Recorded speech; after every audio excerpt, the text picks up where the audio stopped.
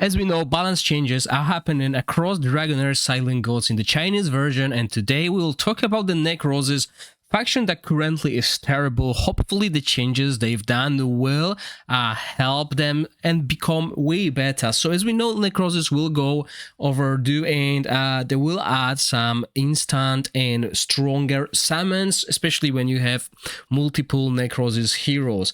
Summon pets now have stat cards, and some of them are probably changed, but since Global hides the stats, these changes will not be included in this list. So you can see the stats of the summon heroes.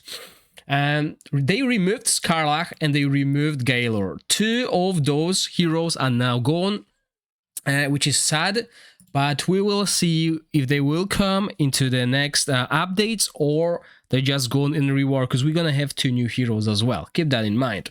So Levanis will also be changed. Now Levanis now has +1 range on attacks, no longer has to stay in melee range, which is quite useful, as we know melee heroes tend to die quite quickly. Her passive now will gain Dragon Blood on any unit death, originally scaled with number of undead units on the field. Dragon Blood now grants 5% attack and 5% defense instead of crit damage. Stacks up to 50 from 20 stacks, that's huge. She can get 250% attack and 250% defense.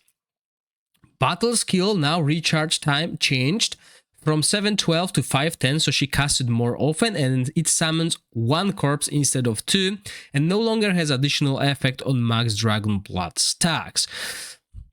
That seems like a bit of a nerf. It comes quicker, but you summon less corpses and don't have that effect, extra effect. Okay.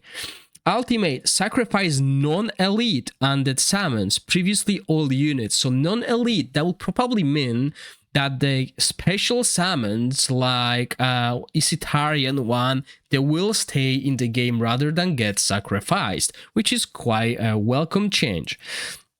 And deals less attack. Dragon Blood stacks no longer scale up damage, however, casting ultimate at 20 stacks, Levanis will transform into dragon form. When in dragon form, elite summons will be sacrificed, and she no longer spawn corpses but gain 10 Dragon Blood. And the Dragon Blood stack is capped at 70. Okay, that is quite an interesting change. Irzilas, his passive will no longer has 3-second delay, and summon skeletons, now ghosts, convert 20% damage into healing from 15%. Battle skill damage increase per undead to 30%, and his ultimate recharge time has been increased. The initial recharge time was increased from 12 to 30, it's still 20-second rotation, no longer summons 2 skeletons, grants 30% damage to summoned units in addition to 20% attack to summon heroes for 10 seconds. Still a great buffer. Premsta is no longer pregnant apparently, so that's the big change. However, her passive is also changed. When an undead unit is summoned, previously dies, deals 7 ticks of 60% attack as derivative damage to enemies around it for 5 seconds. I believe this is a more welcome change. Whenever we summon, we deal damage. However, it also neglects Levanis' burst, because, well, Levanis sacrificed them all. That was a huge burst of damage. So we'll see if it's better. Let me know in the comment section. Battle skill timer from 712 to 510 and reduced the amount of spirits. Damage increases to 240. Now, what I didn't mention here is I believe that minions will have stats now, so they will become stronger the stronger our heroes are, so they will deal more damage rather than have static damage. Ultimate damage increased from 500 to 520. So far looking good, nothing outstanding. I thought more changes will be here, but maybe it's enough to let summons shine. If you've played the Chinese version, as always guys, let me know in the comment section. You've been doing a great job so far updating me with all these informations. Summon epics, Zadok, his passive, stacking attack up is now named buff called Soul Lantern, but still the same effect, which is good. Zadok is amazing. Battle skill no longer summons a skeleton, but deals 300% attack to a single target and gains 2 stacks of Soul Lantern. Okay, so this will mean we don't summon which will make Levanis ultimate, for example, less damage basically, but the Zadok's damage will go higher because he will double basically the stacks of the Soul Lantern, which is the new buff. Isitarian battle skill now targets lowest HP enemy, which means he has assassination potential in PvP. Damage decrease, okay, so that's why that's also bad. We decrease the damage. However, Dragon Remnant will do up to 3 follow-up attacks on the same target per number of undead units on the field. Wow. But the damage is reduced to 120 per follow-up attack. Okay, up to 3 follow. Okay, right. So maximum 3. Right. I didn't, when I was reading, I didn't remember that. So short-term memory here. There you go. Ultimate no longer deals damage. Oh, grants 25% attack up and 60% def up to 2 undead creatures with highest attack. Resummon Dragon Remnant if it's dead. Isn't that what it was previously? I think dealing damage was the better way. Okay, but we'll see. We'll have to test it if these buffs will be more significant, especially to undead creature. It doesn't say the elite one, so that's interesting. Joy's new passive, for every unit being summoned, get 10% ultimate up, so Joyce will be able to spam her clones way faster. So there will be quite interesting combinations as well, because we know we've been cheesing things with Joyce.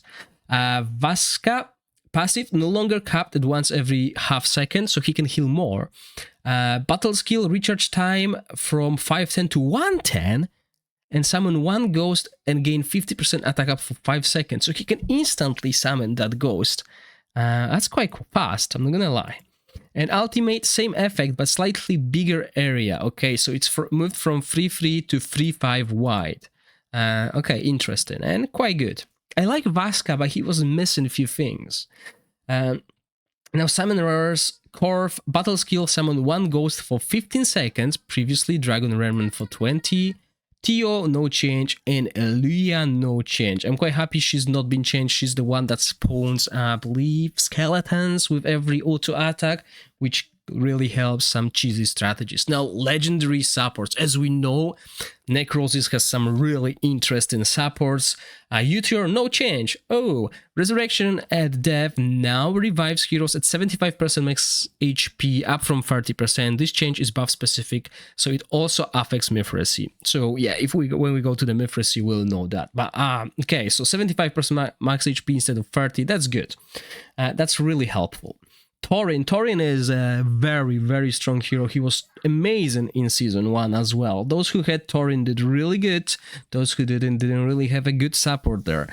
But let's see what he does. So his passive now grants less HP and defense to the ally in the front. I don't like nerfs. However, Thorin was making non-tank heroes really tanky, which was quite unique mechanism, and I liked it, but it also meant in the early seasons that I was quite OP, and if you didn't have Thorin, you were really lacking. But I mean, 5%, it doesn't sound huge, but it is basically 20% out of the total nerf. 5% out of 25 is the 1/5, which is quite huge. Battle skill healing reduced as well, and marked ally reduced as well. Okay, so nerfs all through the board. Let's see if ultimate healing has been affected. Yes, it's been as well. So he will heal way less. Not really happy with these changes. As we know, Necrosis as a faction doesn't really have strong healers. Nerfing one of the best healers, I don't think is the way, but well, let me know in the comment section if you've noticed that on the Chinese server. Ripikas, no changes. Berengar, his passive, they added when battles start, applies chaos debuff, inflicting 30% damage reduction to all units, including allies, for 30 seconds. So that's PvP, right? If you look at this, everyone takes 30% less damage. But does it work? It's a debuff. Does it work against bosses? If the bosses take 30% reduced damage, then Berengar will not be used in PvE. I mean, okay, so not maybe against the bosses, but if we're looking at Grave of Venom, if we use that, that means the boss takes 30% less damage, but the Harpy also deals 30% less damage. because everyone has that damage reduction, so that will help to survive against AoE that the Harpy does. But we'll take her slower. But early in the game, it's not about doing the speed runs, it's about surviving. So this may come in handy against that. But obviously, when it comes to the bosses, we don't really want to reduce the damage that they take, because usually the bosses will not one-shot us, right? So that damage reduction is good when we are struggling to stay alive. Okay, let's get moving. Evil Aura now heals himself by 0.5% every 0.3 seconds, which is reduced quite significantly. Oh, wow. Okay. Oh, no, hold on. So it's 0.3 seconds instead of 3 seconds. Okay. Or is it the other way around? Let me know in the comment section. Healing received grants him extra maximum HP up to 50% of original max HP. After reaching this threshold, all allies will gain Evil Aura effect, self-healing, and gain 10% of Bangar's max HP. Wow. Wow, the second part is really powerful. If we can get this maximum threshold, all our heroes will be constantly healing themselves, and on top of that, they will gain an extra 10% of Bangar's max HP, and it does not say that there is a cap. So the way we build Bangar with HP now will mean that if he's got like 120,000 HP, all of your heroes will get 12,000 extra HP, which is huge. Gulendel, no changes. When it comes to the epic supports, Questa, no change. Tia, Zarlov, Irma, Estella, Gladros, and Devrik, no changes. So they still keep in the changes that we had to Estella, which are good, because Estella now will be a really powerful healer, considering that Thorin has been nerfed. I've been using Estella quite a lot, and I'm happy with her, so I'm glad there were no changes to Estella. Rare supports, Megan, no change, gladly. Okay, Megan is a really powerful hero. Edri, no changes, she's also very good rare hero.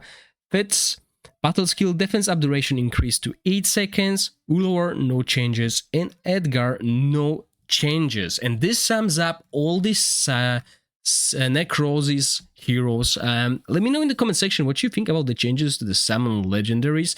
Obviously missing two, Skarlach and Gailor, as a bad thing. However, we're getting some heroes as well. Remember that there's someone who's like a mix of both of them. I don't remember her name. Let me know in the comment section down below. And yeah, tell me how you feel about this Thorin's nerf. I mean, I think this is quite huge. And please let me know if you're a Bangar, if you have Bangar, let me know what you feel about this change, this passive change. The second part seems huge. I'm not sure how hard it is to get this threshold, but man, it sounds really, really powerful. Thank you all for watching, and I'll see you in the next video.